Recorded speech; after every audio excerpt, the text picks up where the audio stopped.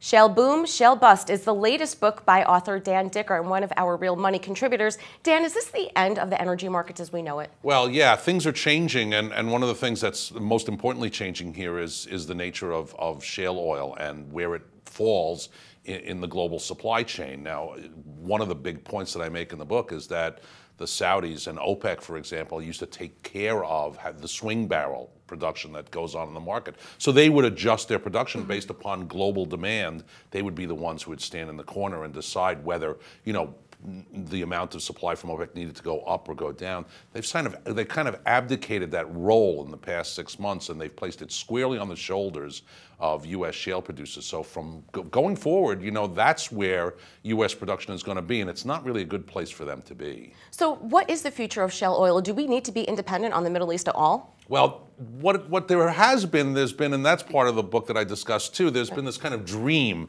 that shale oil would be lead to this wonderful renaissance in U.S. manufacturing, and it would also lead to an energy independent of the Middle East. Now, as things have turned out, with shale oil being the most sensitive to prices, it becomes an impossibility for us to realize this kind of dream of Saudi America that everybody talks about. So again, going forward, this kind of idea of independence from outside sources of oil, even from Canada or Mexico, forgetting about the Middle East, I think is really a myth, and it's kind of died here, particularly in the last 6-7 months. It must have been interesting writing the book over the past 18 months because it was such a volatile oil market. Yeah, the book sort of gained a lot of focus in the fall of 2014, and that's when the writing really started in earnest, because it really delivered a kind of, I was always interested in writing a book about what had been going on in shale and how big a change it was for the U.S. economy and for everybody inside of it.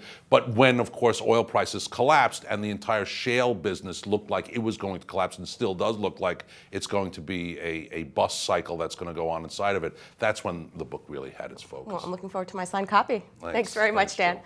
For TheStreet in New York, I'm Jill Malandrino.